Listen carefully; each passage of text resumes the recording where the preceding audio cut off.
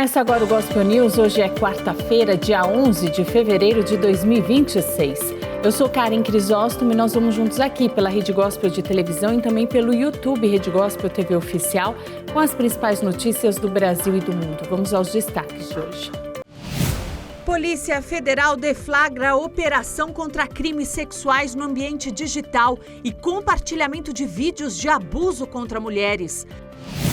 Ataque russo na Ucrânia mata família em Kharkiv e mãe grávida sofre traumatismo crânioencefálico. Parlamento Europeu endurece regras de política migratória e países podem devolver solicitantes de asilo para outros países sem ser o de origem. Agricultores ocupam centro de Madrid contra acordo comercial com o Mercosul. Tarcísio de Freitas lidera contra todos os adversários para o governo de São Paulo. Jovem desaparecida é encontrada morta com sinais de agressões em Minas Gerais. E Google nega que YouTube seja viciante em julgamento contra redes sociais. Essas e outras notícias do Brasil e do mundo, agora no Gospel News. Boa noite. A Polícia Federal realizou hoje uma operação de combate a crimes contra a dignidade sexual no ambiente digital e disseminação de vídeos de abuso. Mais de 20 países estão envolvidos nas investigações. Os mandados de busca e apreensão foram cumpridos em 5 estados: São Paulo, Ceará, Pará, Santa Catarina e Bahia. As investigações apontam que brasileiros fazem parte de uma rede transnacional voltada para a difusão e trocas de vídeos de abusos sexuais cometidos contra mulheres em estado de sedação.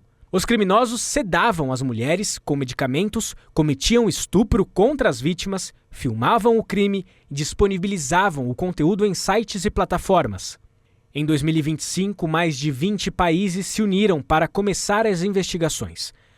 Mensagens entre integrantes da rede criminosa revelaram que os suspeitos discutiam o uso de medicamentos com propriedades sedativas. A Polícia Federal também identificou indícios que representam expressão manifesta de ódio, repulsa e objetificação da mulher. O governador de São Paulo, Tarcísio de Freitas, foi a Brasília para se reunir com os ministros do STF, Alexandre de Moraes, Cristiano Zanin, Dias Toffoli e Gilmar Mendes. Eles conversaram sobre o Propag, um programa de renegociação das dívidas dos estados com a União. A Câmara dos Deputados aprovou projetos que estabelecem a criação das universidades federais do esporte indígena. O texto segue para análise do Senado. A Universidade Federal do Esporte terá sede em Brasília e será voltada para cursos ligados à gestão de políticas públicas do esporte, bem como formar profissionais capazes de gerir entidades e treinar atletas de diferentes modalidades. A criação dessa unidade foi criticada pela oposição. O deputado Alberto Fraga, do Partido Liberal, questionou o investimento em vez de aplicar verbas em escolas de educação física.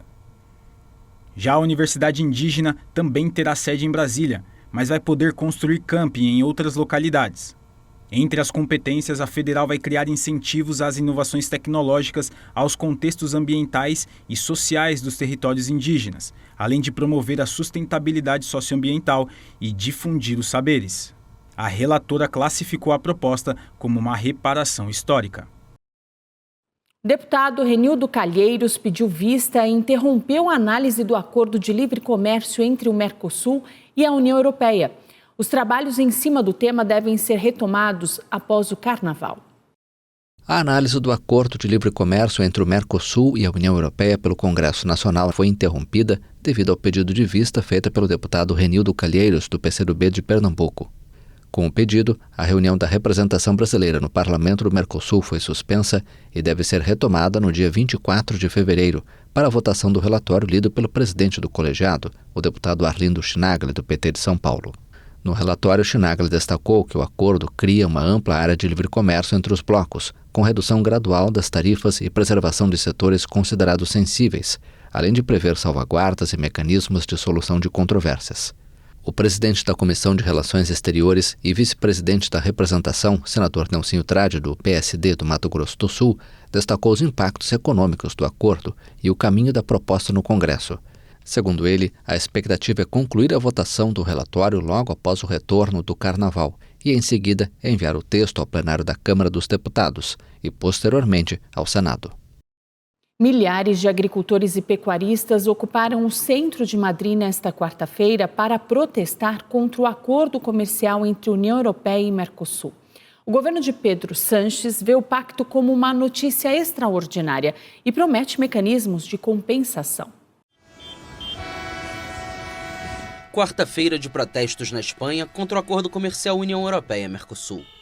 Milhares de agricultores e pecuaristas e centenas de tratores tomaram o centro de Madrid para denunciar o texto que, segundo afirmam, vai gerar concorrência desleal e ameaça à soberania alimentar.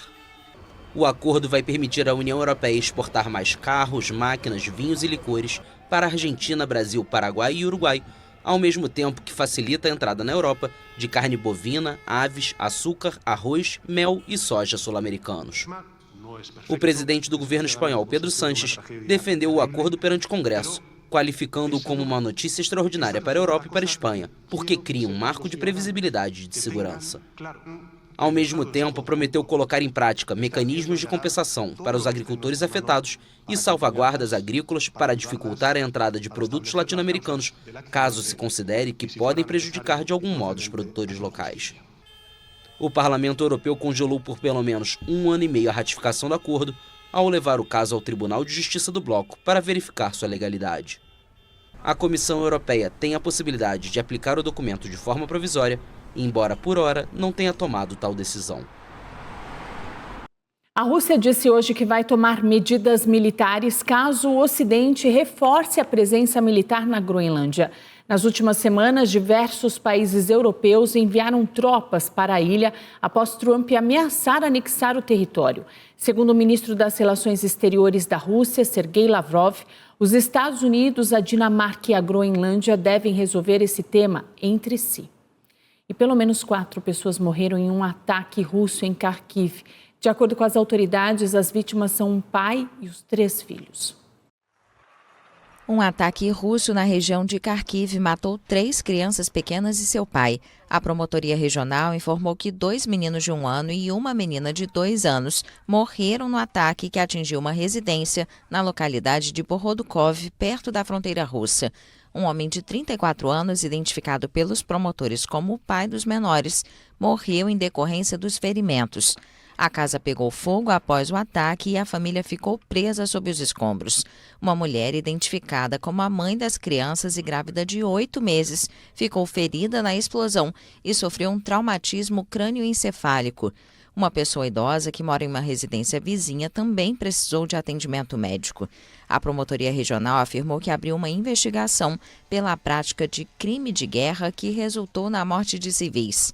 As forças russas intensificaram recentemente os ataques contra as infraestruturas de transporte e energia.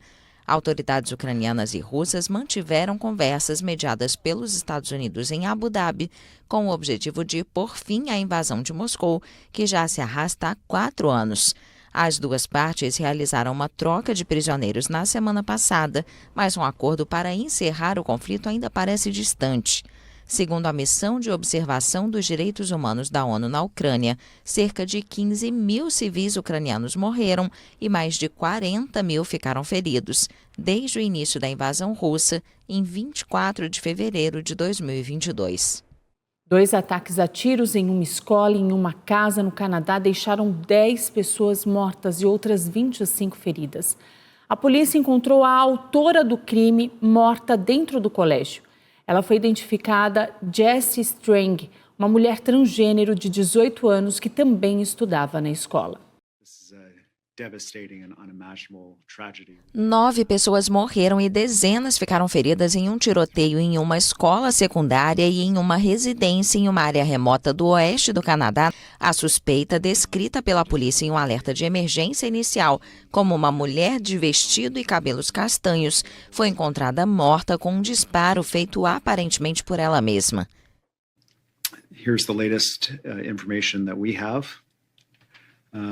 Aqui estão as informações mais recentes que temos. Há um total de 10 pessoas mortas em 2 locais diferentes. 8 das pessoas que morreram em decorrência dos tiroteios estavam na escola, incluindo um indivíduo que, segundo informações, é a suspeita de ser a atiradora e que acredita-se ter morrido de um ferimento de bala auto-infligido. Há cerca de 25 pessoas que foram atendidas pelas autoridades de saúde, com vários ferimentos físicos, alguns extremamente graves e outros mais leves. Some profoundly serious, and some more minor injuries. O ataque ocorreu em Tumbler Ridge, Colômbia Britânica, uma cidade em um vale montanhoso no sopé das Montanhas Rochosas. O primeiro-ministro Mark Carney disse estar devastado pelos atos horríveis de violência e cancelou uma viagem à Alemanha, onde participaria de uma conferência sobre segurança. A polícia disse que um alerta foi emitido sobre um atirador na escola secundária de Tumbler Ridge na tarde de terça-feira. Os agentes encontraram vários mortos no local. Outras 2 vítimas foram encontradas em uma casa e a suspeita é que os ataques tenham ligação.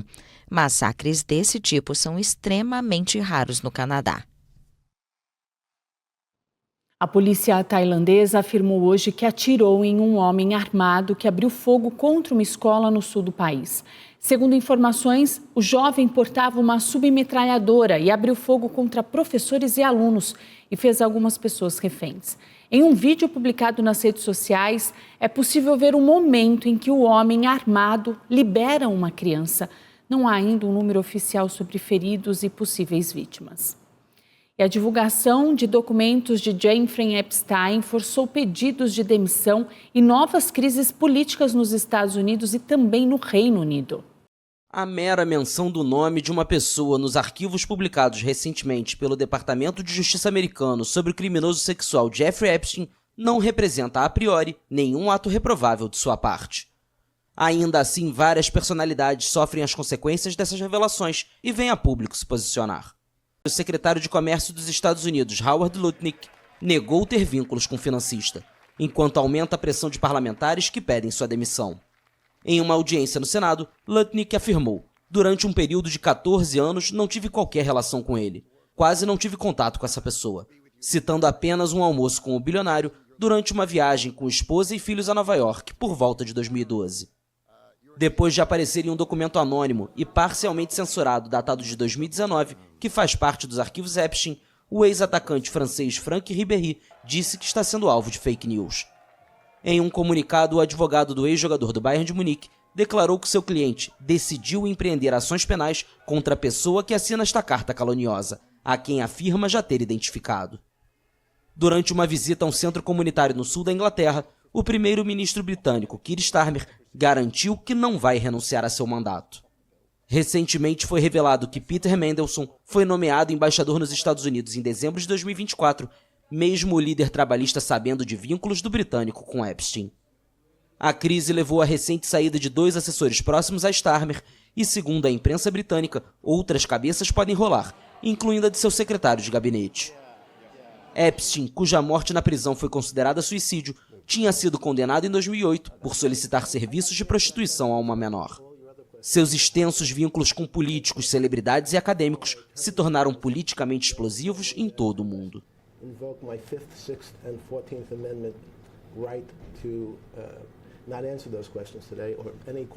O presidente colombiano Gustavo Petro disse que escapou de uma tentativa de assassinato durante um voo de helicóptero. O presidente da Colômbia, Gustavo Petro, afirmou que escapou de uma tentativa de assassinato quando voava em um helicóptero. O mandatário esquerdista contou que na noite de segunda-feira não pôde aterrissar no departamento de Córdoba, no Caribe colombiano, já que temia que atirassem contra sua aeronave.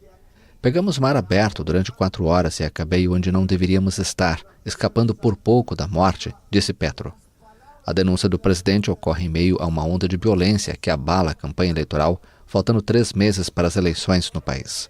Petro afirmou que um novo conselho do tráfico de drogas quer assassiná-lo desde que chegou ao poder em agosto de 2022.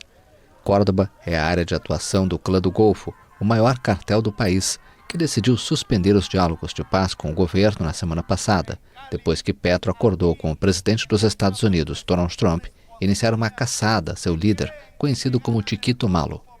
Petro disse também que destituiu um general da polícia que tentou plantar substâncias psicoativas em seu automóvel para tentar torpedear o encontro com Trump na Casa Branca. A Colômbia tem uma longa lista de dirigentes de esquerda assassinados, incluídos candidatos presidenciais por alianças entre traficantes, grupos paramilitares e agentes do Estado. O Parlamento Europeu adotou 2 textos centrais para endurecer a política migratória do continente. O Parlamento Europeu adotou em definitivo 2 textos centrais para endurecer a política migratória do continente, graças a uma aliança entre a direita e a extrema-direita. As novas regras permitirão que os Estados-membros da União Europeia devolvam solicitantes de asilo a países dos quais não são originários, mas que a Europa considera seguros. Essa ideia já vem sendo testada pela primeira-ministra italiana Giorgia Meloni em centros na Albânia, embora até agora tenha enfrentado obstáculos jurídicos. O texto aprovado nesta terça pode facilitar a aplicação do conceito, o que gera grande preocupação entre ONGs e partidos de esquerda que temem pelas condições de acolhimento dos solicitantes de asilo nesses países. A Comissão Europeia afirma que os países para os quais esses migrantes serão enviados deverão respeitar os direitos fundamentais. Outra medida importante incluída nos textos aprovados no Parlamento é a criação de uma lista de países que a União Europeia considera seguros, o que na prática limita as chances de concessão de asilo a seus cidadãos. A proposta da lista, que inclui Kosovo, Bangladesh, Colômbia, Egito, Índia, Marrocos e Tunísia, é acelerar a análise dos pedidos de asilo e, eventualmente, agilizar a repatriação. Também nesta terça, os membros do Parlamento Europeu aprovaram de forma definitiva a meta climática da União Europeia para 2040, uma redução de 90% nas emissões de gases de efeito estufa em comparação com os níveis de 1990, um marco para o bloco em sua busca pela neutralidade de carbono até metade do século.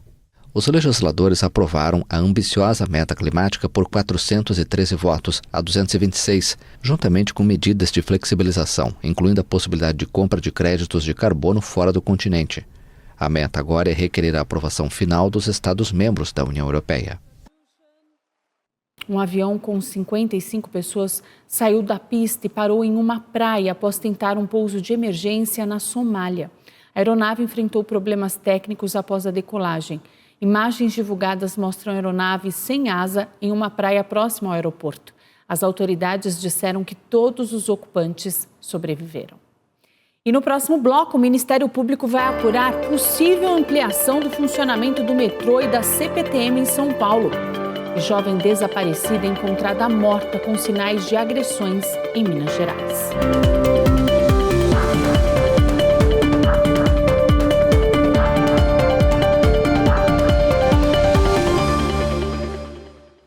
No quadro Fala Deputado de hoje, o deputado estadual Dr. Eduardo Nóbrega fala sobre o projeto de lei que agora é lei sancionada pelo governador do estado de São Paulo, Tarcísio de Freitas, que é uma grande vitória para a causa animal.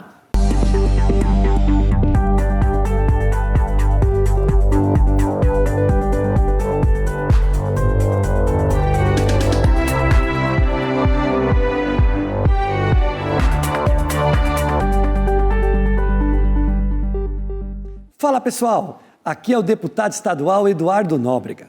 É uma alegria falar com você na Rede Gospel. Hoje eu quero falar sobre um tema que toca o coração de muitas famílias, os nossos pets. Eles têm um papel fundamental na vida das pessoas, oferecem companhia, amor e fazem parte da rotina da casa. Por isso, reconhecer esse vínculo também é cuidar de quem ama, inclusive nos momentos de despedida.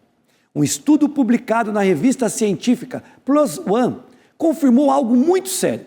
A perda de um animal de estimação pode causar luto profundo e prolongado, com impacto real na saúde emocional. Para muitas pessoas, essa dor é comparável à perda de um familiar. Não é exagero, não é frescura, é amor que permanece.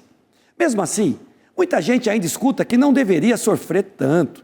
Mas dor não se mede, dor não se compara, dor se respeita. Em Taboão da Serra, uma história real emocionou muita gente. A do Bob Coveiro, o cão que acompanhou o enterro da sua tutora e permaneceu por anos no cemitério, se tornando um símbolo de lealdade e amor incondicional. Histórias como esta mostram o quanto esse vínculo é forte e merece respeito. Por isso, sou autor do projeto de lei 56 de 2025, conhecido como Lei Bob Coveiro, que autoriza o sepultamento digno de pets em jazigos familiares. Essa lei é sobre respeito, acolhimento e humanidade em momento de dor. Porque quem tem um pet sabe, eles não são apenas animais, eles são parte da família. Antes de encerrar, me segue lá no Instagram, @DrEduardoNóbrega. Lá eu mostro o dia a dia do mandato e o trabalho que estamos fazendo por você. Meu gabinete também está de portas abertas na Assembleia Legislativa do Estado de São Paulo. Se preferir, pode chamar no WhatsApp 11 95875 6545. Lá você conversa comigo e manda a sua opinião. Vamos caminhar juntos. Te espero.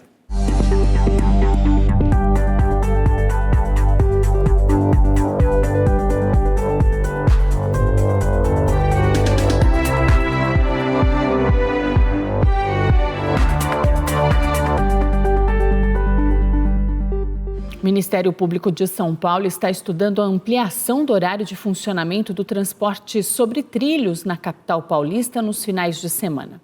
O metrô, a CPTM e as concessionárias privadas devem enviar dados técnicos nos próximos dias sobre as operações. A apuração começou após uma representação encaminhada pela deputada federal Érica Hilton, que questionava a redução da operação do transporte sobre trilhos de sábado para domingo pós-pandemia. Segundo a representação, há prejuízos a passageiros que dependem do transporte público durante a madrugada, sobretudo durante os fins de semana, período em que se intensificam atividades culturais, de lazer e setores como bares, restaurantes, eventos e turismo. Segundo o Ministério Público, as empresas responsáveis pelos transportes sobre trilhos alega que a ampliação permanente do horário não seria possível por razões técnicas e operacionais. De acordo com as empresas, a chamada madrugada técnica é essencial para a realização de manutenções em vias, sistemas de sinalização, energia, telecomunicações, estações, equipamentos e também trens, além de testes e obras de modernização. As empresas também afirmam que não existem estudos específicos sobre a ampliação contínua do horário de funcionamento e que o sistema não foi projetado para operar de forma ininterrupta. O Ministério Público solicitou ao metrô dados sobre esses feitos em anos anteriores com número de passageiros, frota utilizada e eventuais prejuízos operacionais. As concessionárias Via 4 e Via Mobilidade também informaram que foram notificadas e prestarão todos os esclarecimentos cabíveis. O metrô iniciou uma operação ininterruptamente durante o Carnaval nesse ano. Os trabalhos começaram na semana passada e vão continuar no próximo final de semana, iniciando na sexta-feira. O levantamento da Paraná Pesquisas, divulgado hoje, mostra o governador de São Paulo, Tarcísio de Freitas, liderando em todos os cenários para a eleição deste ano. No cenário contra Fernando Haddad, Tarcísio soma 51% dos votos contra apenas 27% do petista. Contra Geraldo Alckmin, o governador soma 48,5% das intenções de voto contra 29,9%. E em um confronto contra Márcio França, a diferença fica ainda maior, chegando a 52,8%. Nesse cenário, França somaria menos de 19%. O Instituto Paraná Pesquisas entrevistou mais de 1.500 eleitores entre os dias 6 e 10 de fevereiro. O nível de confiança é de 95%. Um motociclista de 32 anos morreu na madrugada de hoje após se envolver em um acidente com um carro na zona sul de São Paulo. Uma câmera de segurança mostra o momento em que o carro atravessa a Avenida 9 de Julho, no sentido Marginal Pinheiros, e atinge a moto. O motorista do veículo permaneceu no local, prestou socorro e não apresentava sinais de embriaguez. Um homem identificado como Jonas de Oliveira foi preso em flagrante por espancar uma mulher dentro do elevador de um prédio residencial em São Vicente, no litoral de São Paulo. O caso aconteceu na madrugada do último sábado, mas as imagens só chegaram às autoridades nesta semana. A violência começou dentro do apartamento do agressor e seguiu até o elevador do prédio. Nas imagens, a vítima aparece sendo puxada pelos cabelos, sufocada com um mata-leão, arremessada contra as paredes do elevador e recebendo mordidas. De acordo com a polícia, Jonas de Oliveira foi encontrado no mesmo apartamento na noite de ontem e acabou preso em flagrante após ameaçar a vítima por mensagens.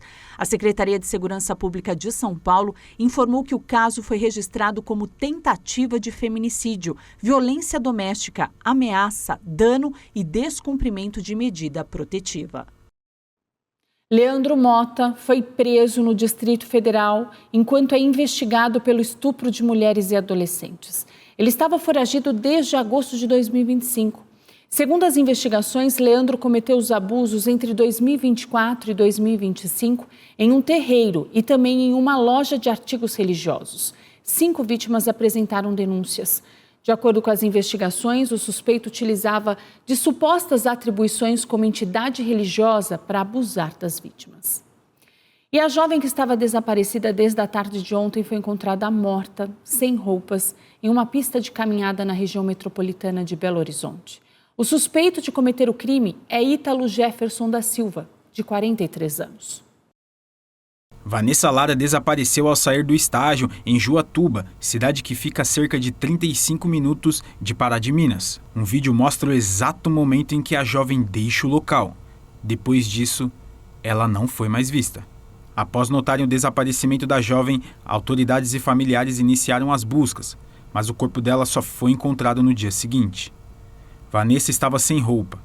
De acordo com a perícia, havia sinais de violência sexual e a causa presumida da morte foi estrangulamento com o cabo de energia do notebook da vítima. A polícia identificou o suspeito de cometer o crime. Ele é Ítalo Jefferson da Silva, de 43 anos. Segundo um boletim de ocorrência, o suspeito telefonou para a família dele, confessou o crime e disse que estava em Belo Horizonte. Ele segue foragido da polícia. Aline Gomes, amiga da família de Vanessa, explicou que a jovem foi vítima de feminicídio e que não conhecia ou possuía nenhuma ligação com o suspeito. Segundo ela, a justiça soltou o suspeito do crime depois de 5 estupros. Conforme levantamento policial, Ítalo tem passagens por tentativa de estupro, roubos e tráfico de drogas e cumpria pena em regime semiaberto domiciliar. Vanessa era estudante do 7º período de psicologia da Faculdade de Pará de Minas. A instituição emitiu uma nota de pesar. A Prefeitura de Pará de Minas também se manifestou e lamentou a morte da jovem. O corpo de Vanessa foi sepultado nesta quarta-feira no cemitério municipal de Igaratinga, cidade do centro-oeste de Minas Gerais. E a seguir, nevasca deixa 46 mortos no Japão no início do ano e o segundo dia de julgamento das Big Techs.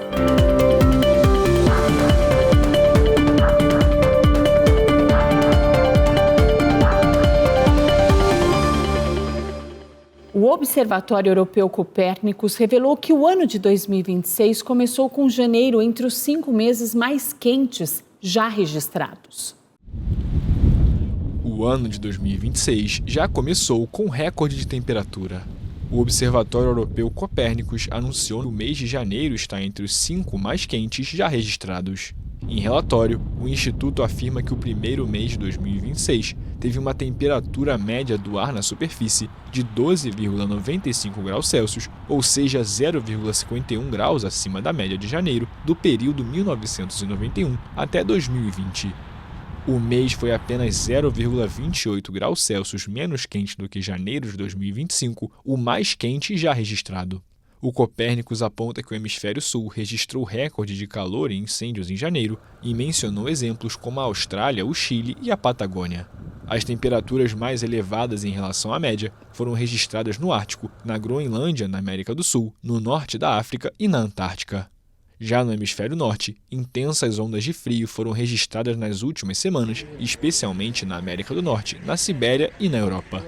No continente europeu, o mês de janeiro foi o mais frio registrado desde 2010, com a temperatura média de menos 2,34 graus Celsius nas zonas terrestres. Dados divulgados pela Agência de Gestão de Incêndios e Desastres indicam que as fortes nevascas que caíram por quase 3 semanas no Japão deixaram 46 mortos e 558 feridos. As fortes nevascas que caíram por quase 3 semanas no Japão deixaram pelo menos 46 mortos e 558 feridos. Os dados foram divulgados pela Agência de Gestão de Incêndios e Desastres do país asiático. As tempestades de neve contínuas desde o fim de janeiro soterraram comunidades no norte e provocaram caos no trânsito, principalmente ao longo da costa do Mar do Japão. De acordo com as autoridades japonesas, muitos acidentes fatais ocorreram por conta da queda de neve acumulada nos telhados sobre moradores e após as pessoas escorregarem ao tentar removê-la. Na cidade de Aomori, no norte do arquipélago, o acúmulo de gelo foi tão grande em algumas áreas que ficou difícil até mesmo se deslocar. Normalmente eu me desloco de carro, mas sabia que não havia sido feita a remoção de neve, especialmente este ano, então fui a pé. Andar foi até mais rápido do que ir de carro. Segundo a Agência Meteorológica do Japão, a cidade registra ainda o acúmulo de 1,30 m de neve. Na semana passada, o governo japonês mobilizou tropas para ajudar na remoção do gelo nas áreas mais remotas. No segundo dia de julgamento das Big Techs, a defesa do Google afirmou que o YouTube não foi construído para ser viciante para crianças e adolescentes. A defesa do Google afirmou que sua subsidiária YouTube não buscou tornar intencionalmente a plataforma viciante para crianças, no segundo dia de um julgamento nos Estados Unidos que pode estabelecer um precedente para centenas de casos contra os gigantes da tecnologia. O YouTube não quer deixar as pessoas viciadas em seu site mais do que elas ficariam em bons livros ou em aprender coisas novas, explicou o advogado Louis Lee em suas alegações iniciais diante dos 12 membros do júri em um tribunal civil de Los Angeles. A ação se concentra nas acusações de uma mulher de 20 anos que sofreu graves danos mentais por ter se tornado dependente das redes sociais quando era criança. O YouTube não tenta entrar no seu cérebro e reconfigurá-lo, ressaltou Lee. Ele mencionou comunicações internas de executivos da empresa que, segundo ele, mostravam a intenção de privilegiar a qualidade dos vídeos.